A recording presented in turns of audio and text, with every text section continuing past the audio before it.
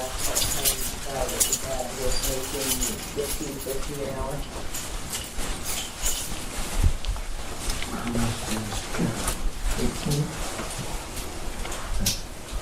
$15.50, is that reasonable to start? Yeah. Eight? Yeah, I mean, as long as it's in the ballpark somewhere in there, I mean, we go much below 13, I mean, you're not gonna No. get many people that will even look at We're spot. getting close to fast Yeah. food. Yeah, because Yeah. Have you got that much money in the budget for that? We do, yes. Believe me, I watch that budget really close.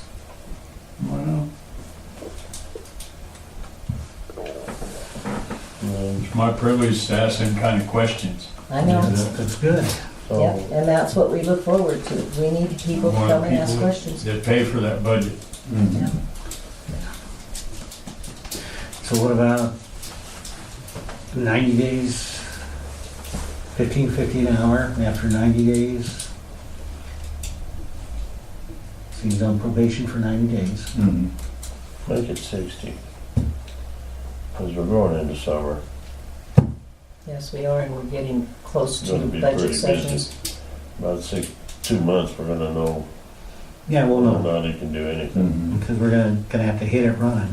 Yeah. Right. The grass is already getting, So within 2 months, we'll know about backhoes, skidsters, lawnmowers, and rakes.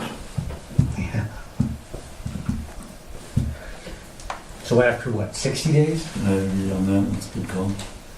60 days looking, and then Sit down and do an sit assessment. down and do an assessment, or Mhm. see what kind of a deal we can work out then. Okay. What about, as part-time, do they qualify for any benefits? No, not at part-time. Not part-time. Not When is, part-time. when is, So you keep them under 32. right, when his probation is up and we look at more hours and what, then we'll have to let him sign up for insurance, health insurance and things like that. And then you'll have some papers that Jan will give you to fill out. But before we do that, before we increase the hours, we really need to sit down and discuss it Mhm. to make sure that that's what we want to do.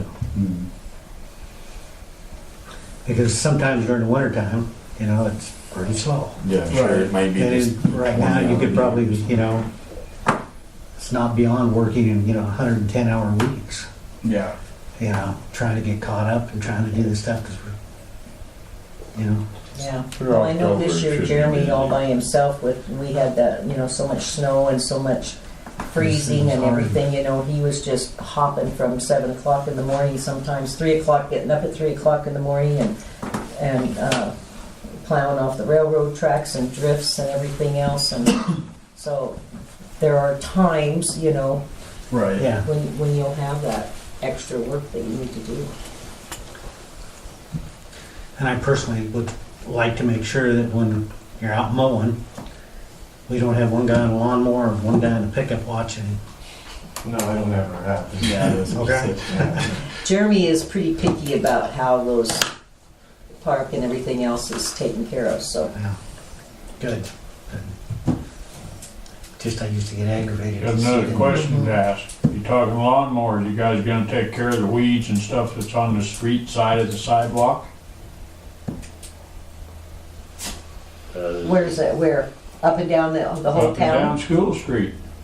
Well, we're gonna be looking at School Street and all around up there, pretty close. Aren't We've got the- other places that we have to look at too.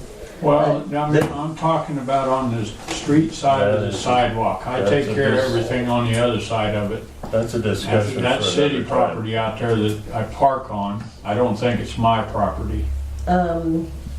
It's called an easement, and the property owner grants the town an easement in case we wanna put in more utilities or anything, gas lines or whatever into that. That's it. There's been a running argument about the It's actually- easement. It's actually city property for your use for parking or grass, not building. But the property owner should maintain that out to the street. That's what the code says. I thought that's what So, I have for 18 years, but I don't see why I should have to. I supply all the weed killer and everything else. So do City I. don't do anything. No, I take care of Mike that didn't easement do too. squat. I mow mine and I water it. I mow, Keep it water, green. and weed eat. Across the street, they Spray put it for gravel on weeds it and to park everything. their cars. I use it, I take care of it, Mhm. but it's a city property. Yeah. It is yours to maintain. Is that an Yes. ordinance? Yes, Mhm. Huh? Yeah, yes. I gotta see the ordinance. Jan can give you a copy of that.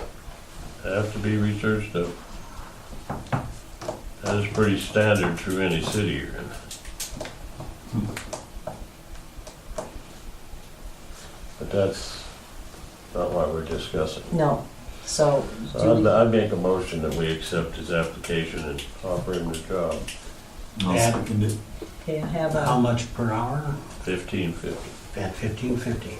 with a 60-day probation. Mhm. Evaluation at the end of that. so I have a motion and a second to accept the application for John Carter, $15.50 an hour. Probation of 60 days. And starting date, Tomorrow? tomorrow. Okay. Yeah. Right away, yeah. We'll have the starting with date Jeremy and as you the can- 25th of April. Yeah, because there'll be some paperwork with Jan. Yeah. Right. Yeah, you'll have to fill out some W-4s and all that stuff, so. All in favor? And so, yeah, all in favor? Aye. Aye. Nate seconded it. See Jan at 8 o'clock in the morning. Yeah, I can do that. All right. All in favor? I Aye. can do that. Motion is passed. Congratulations. Welcome aboard, Glad to Cowboy. have you aboard. Thank you. Good head. Well, thank you, sir. Thank you, Oh. Jeremy. Am I done then? Thank you. Thank you. Yeah. Okay, good. Perfect. Didn't send me a bill. I found Let's, 2173 for the cable. So just we call it even. Yes. Okay. yeah, and that will be on the agenda. Oh, it is on the agenda? Oh, Okay, I so just thought it we was are, kind of neat. we'll adjourn this meeting and open the one for the utilities. Volunteer work and stuff. The boys have been really working on the ball field. Yeah, we get to host the tip-off tournament this year, which is a big deal, so. Was there? Yeah, it's the first time we got a team back in town and since I was a little kid. Yeah, we're gonna have to discuss That's neat. at a workshop or something, doing that, especially that's policy. Oh, We can't do it right now, but we will have to discuss Yeah. that. We will discuss the concession stand and all that? Right. Okay, Right. great. Somebody Okay, down there so said, "Okay." let's open the meeting for the utilities, all encompassed. You have Joliet's table of fees. We have not received, requested but not received other table of fees from other towns that are pretty close to our size or a little bit bigger.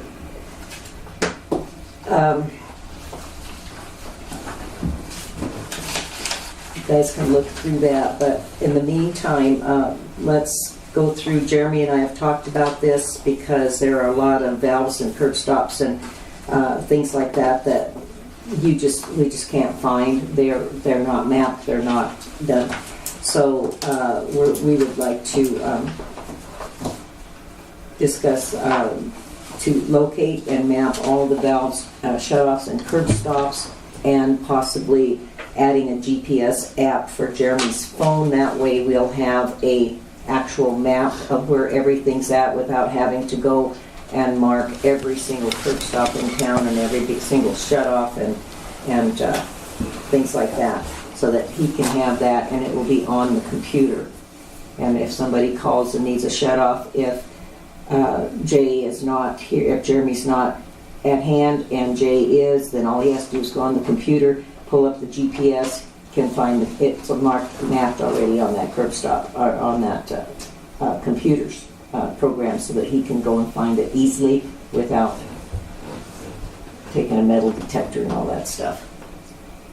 And I think that's a good idea for that. And Jeremy said he can do that on his phone fairly easily. So they can do that as they're reading meters or turning off someone's water that's coming back from vacation or leaving on vacation. It sounds like that would be the best way for us to go at this point.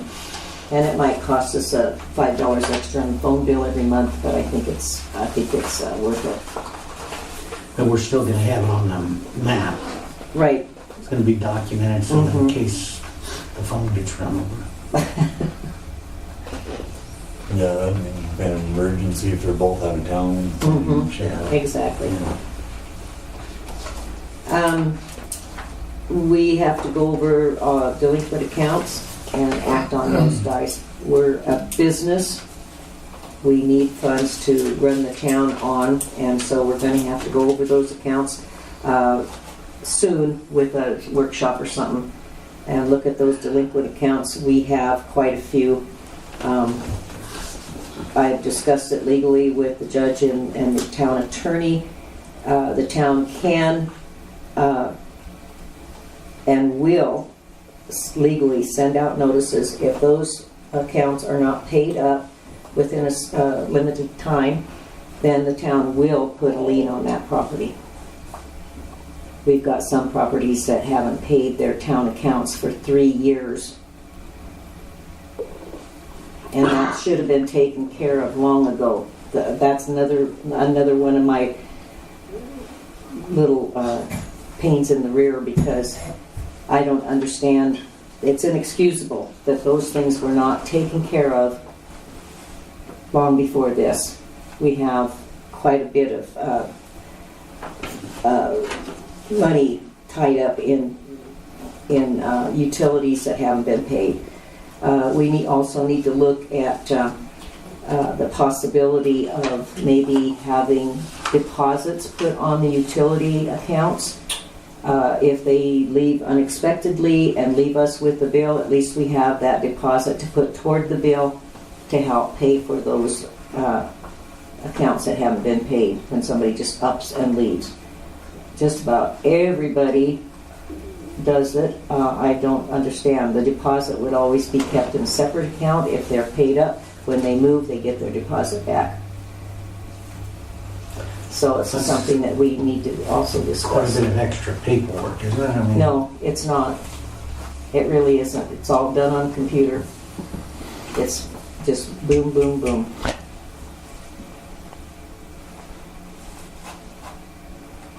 So you can just think about some of those points and we'll look at it, and I don't think we'll vote on it or anything tonight, but just kind of something to think about.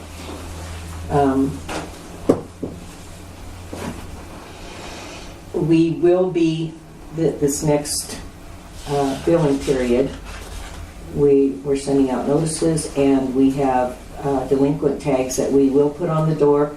Those utilities, if not paid by a certain date, I think you said the first one was going to be the 10th. The 10th is the bills that went out last month that were delinquent will be due the 10th of May, which is on Friday. Right. So the first of that week, if we have not received any payment, I will have them ready for Jeremy to put on the doors, telling them that it has to be paid in full by the 13th. When on the 13th, the water will be turned. If it isn't paid by the 13th, the water will be turned off. 13th May. Of May. Yeah. Okay. And that is for a delinquency of how long? Well, they range anywhere. 4 What? months. It's, the ordinance says 3 full months, and of course with the July bill, that's 4 full months. But we're not counting the July And bill. it's- what I've done is anything over $600, which is well above the $600, for that. It is a 3-month 3 basic, months, yeah. and plus, because then I can't, because with the July bill and all that stuff. So $600, anything above $600, most people have got a delinquent. I mean, and I've got some of them that have paid them off, some paid half. As long as they're willing, But, and making an and, effort. and stuff like that. And And I asked Jeremy if he was, because he's gonna be I'm the bad guy as it is, but he's gonna be the bad guy putting those flyers on the doors, those banners and stuff like that. And I said, you're gonna have to, and he goes, he has no problem with that. And I says, because it's going to, be. Well, it is a business. It is a And business. we need everybody to be fair.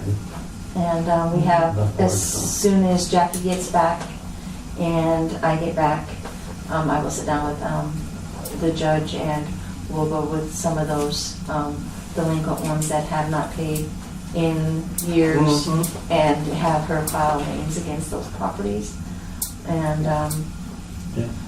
and get that done because we've lost a lot of some revenue by having somebody sell it and then Exactly. and then we don't get any payment from anybody. And it actually, from what I understand, the water bill follows the landowner.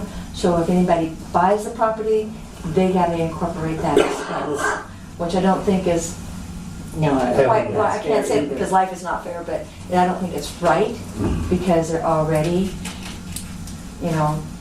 But yeah, they're already taking on an encumbrance when they buy the yes. property. So And so we have to do, this town has to do their due diligence by making sure that it is filed with the county, because in the title companies, that's who they call, is the county. And so if that place sells, then the county they'll call the county, then that money that is taken out for the whatever's delinquent. So we have, that's the way we have to go about it. When they do the title search. When they do the they'll title that. search. If it's not filed with the county, then we lose that revenue. So Joliet has a utility service deposit, $200 per year. Yep. Is that for everyone?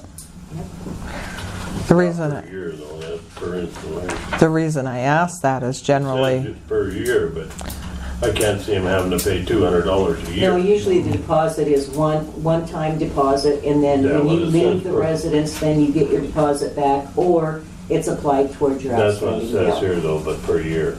Yeah, I'll talk to Ann. and the thing Well, of is I know people that haven't paid that.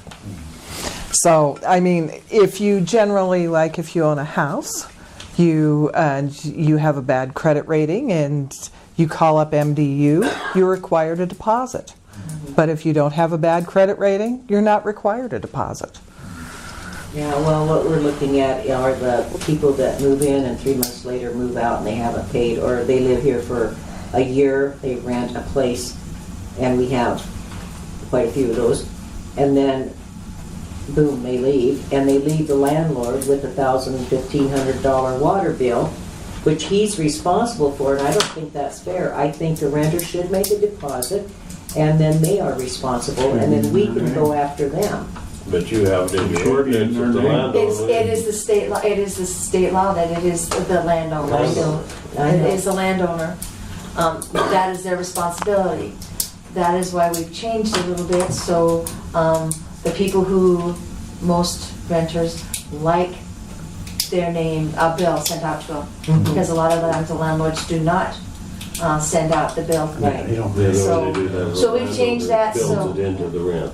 Yes, Yeah. and so that's why we send a bill both That's to why the the rents renter are and the higher on landlord. something like this. They take care of Yeah. the water bill. So my question is, you implement something like that, are you going to go around and contact everybody who's already lived here and charge them $200 Pay for? $200 after I've been here 50 years. That's kind of like. It's not something we're going to implement, it's just something that we need to discuss. Well, no. I'm just like, if you're going to implement it, or is it just going to be renters or?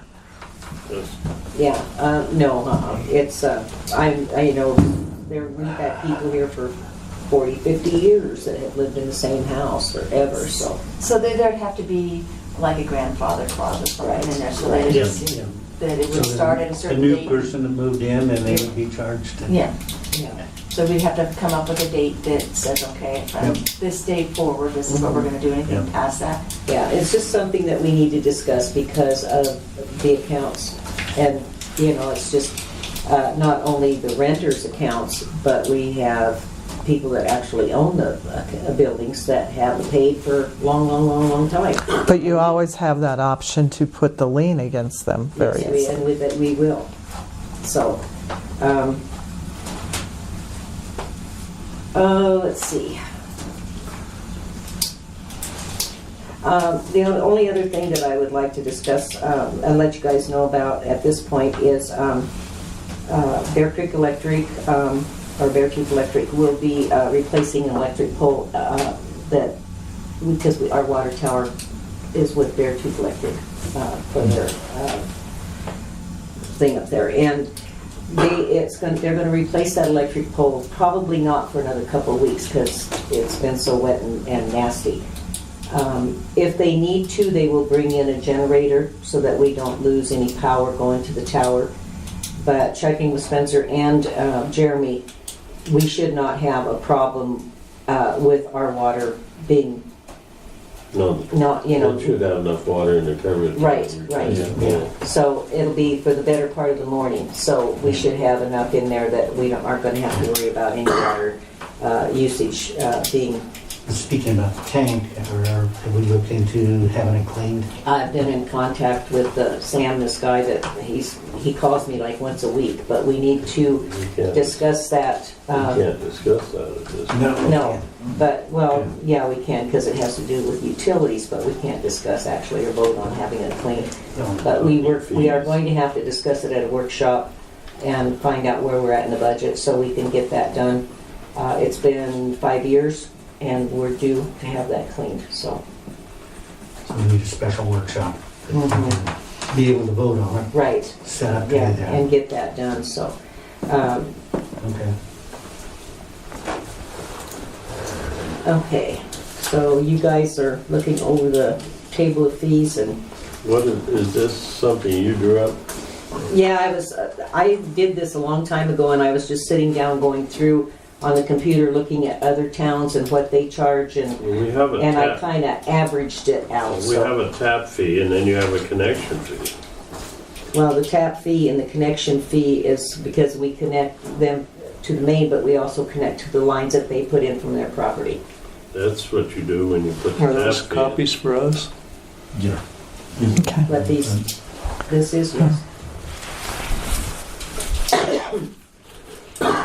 And just about every table of fees that I've looked at from other towns has That one's all the A extra connection, comparison, this one does. plus a tap fee. So,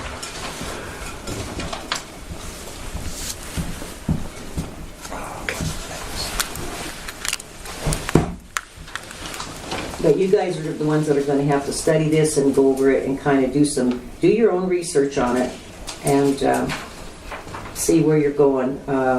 Billings has, which doesn't really concern us because we're a way smaller community. But most towns have a development fee for anybody putting on more than 2 homes on a piece of property. We have one application right now for a person that bought a property up on the hill and they want to put in 4 manufactured homes for rentals plus the one that's already there. That is classified as residential. It's not, if he wants to put in more than 2 houses on that property, would it include the main structure that's already there plus another one, then they have to go through the county and through the town and we have to have special meetings and everything else in order for him to do that because we have to reclassify that as a mobile home You park. have to go with the subdivision. Right, Is he putting in mobile homes or is he putting in? yes. Manufactured homes. That's what he wants to do. Right now, that whole thing is on Manufactured hold. homes aren't listed as mobiles anymore. Depends on what They're manufactured homes. They come in meant to be put on a foundation. Well, manufactured, there's two according to the state and to the UBC code, there's 2 classifications for homes. There's manufactured home, which comes in on an axle, on a trailer, and it's set on a foundation and secured to that foundation or to a permanent, with stakes or whatever.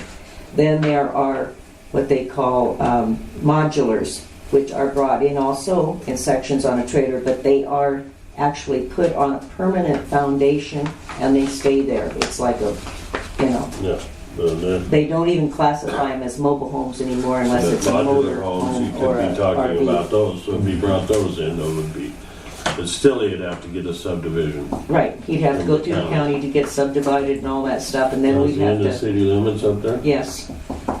But plus, we would have to reclassify here, and it would have to go through the council, and we would have to have a public hearing, and get, you know, send letters out to all those people up there in that subdivision up there on the hill, and get their opinions, and Is each house going on a full-size lot? it's going on a 1 acre lot. Each house? No, on each, all 4 homes would be going on a 1 acre lot. So what size was the lots be, do you know? Quarter of an acre? No, they're less than a quarter because there's already one house existing there. But they're sufficient. I mean, when you look at the lots down there, they're sufficient. They're more than, About the same size as our lots? yeah, they'll be actually bigger than our lots, really, Bill, technically. Because, He was I gonna go don't to see county. why they can't classify it as a mobile park then. If he's, depending on, if he's putting in modular houses on it, there are new houses. With permanent foundation. Well, I don't know if he's And- putting in brand new houses or if he's putting in used houses.